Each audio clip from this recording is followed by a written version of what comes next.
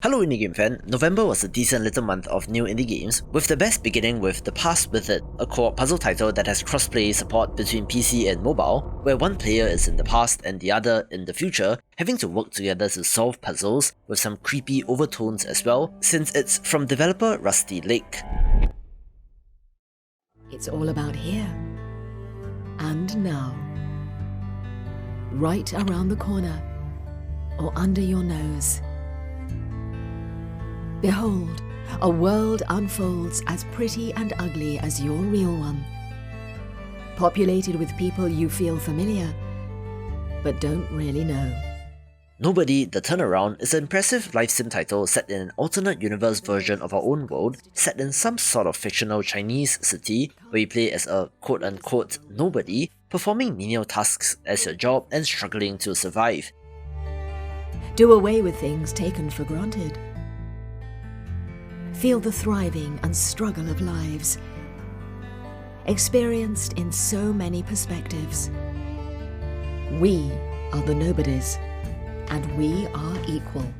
It does have an impressive simulation system, and dare I say it, might have been what Shenmue was aiming for all along, and is certainly one to watch in early access. Interestingly, this was released in the middle of November and was very well received, but due to some complaints from players that it did not run well, the developers actually took it off sale and are working on a fix. It's not often that you see developers do something like this, which in my opinion shows their care for their players, wanting every single one of them to have a great experience, so if you have not gotten this, do at least put it on your wishlist.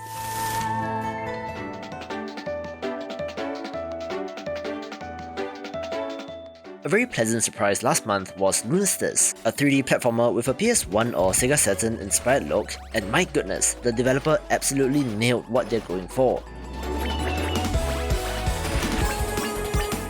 The platforming is tight and feels great to play, where you're speeding your way through the levels and getting collectibles along the way. It does have random rails in the sky like in Sonic Frontiers, but honestly, compared to that game, I think that this looks so much better. Children of the machine, for 211 days you've lived without the ink demon haunting your steps. I banished him away. In return, I ask just a little favor. There is a stranger. Bring her to me.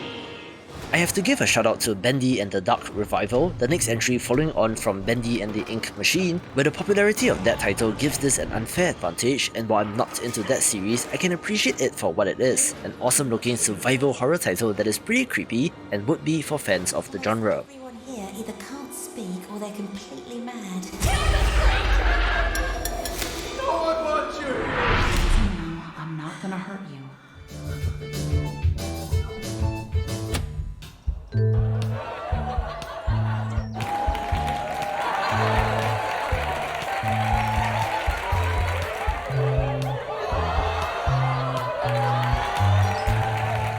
I have a fondness for the original McPixel since it was one of the first indie games that I played, so call it rose-tinted glasses or whatever you want, but McPixel 3 is certainly worth your time.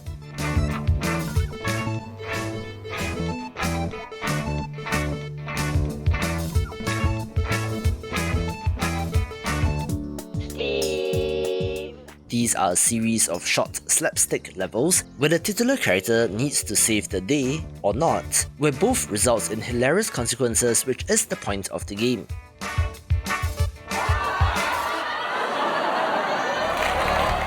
It is very weird and surreal and might just get a chuckle out of you, where I can always use some levity in my life.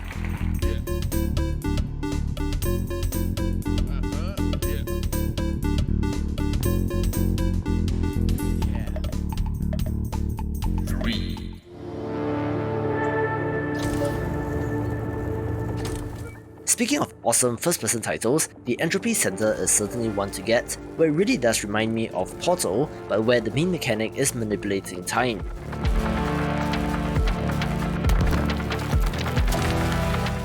There's an awesome central mystery as well, where you're the last human alive after an extinction level event, having to travel to the centre of a space station to find the last hope for mankind.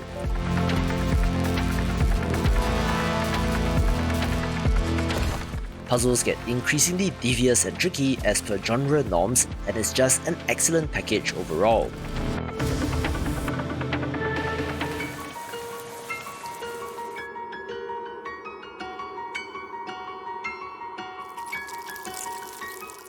The definition of a stealth release is Shadows over Loathing, the sequel to West of Loathing but with more of an occult and mystical theme. The central plot involves searching for your missing uncle after you were invited to his antique shop, where some shady plots and eldritch tentacles threaten to bring about the end of the world.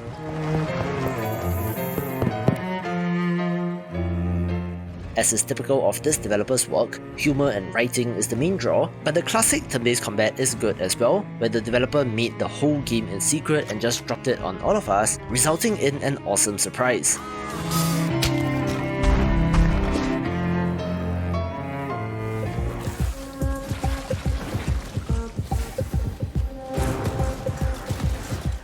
Yes, Vampire Survivors clones are a dime a dozen these days, but I do have to give a very special mention to Soulstone Survivors, where they've managed to capture the essence of what makes this subgenre great, but does have some new tweaks of their own.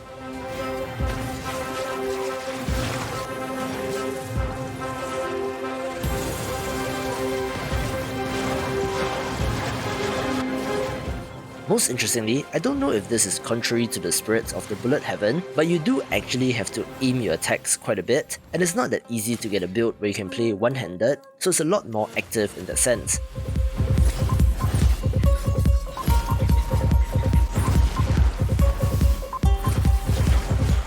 However, the power-ups and synergies are fantastic as you slaughter hordes of enemies, where if you don't kill bosses fast enough, the game will simply drop the next one on you and then you have to deal with two of them, but it's an excellent one of these not to be missed.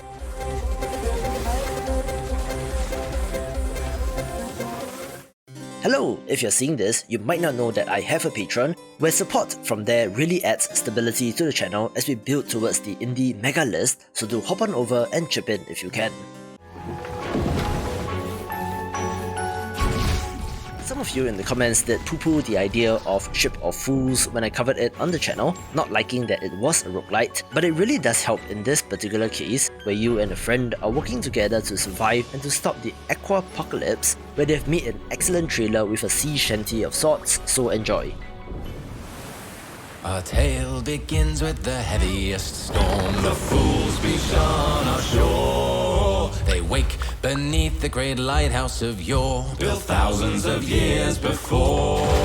I set them to see how they fare. Storm strider lighting the way, with only each other to stand by their sides. They kept foes at bay, at least for today. With danger approaching, they try and they try. The aquapocalypse ever raging topside, while relics of sirens they pull from the depths, unaware that their quest might lead them to their death. Our tale began with the heaviest storm. Now I'm afraid how it ends. Believe me, I've seen it before. The darkness that lurks in the eye of the storm. The darkness that lurks in the darkness that lurks in the eye. I guess we'll find out who's the greatest of fools.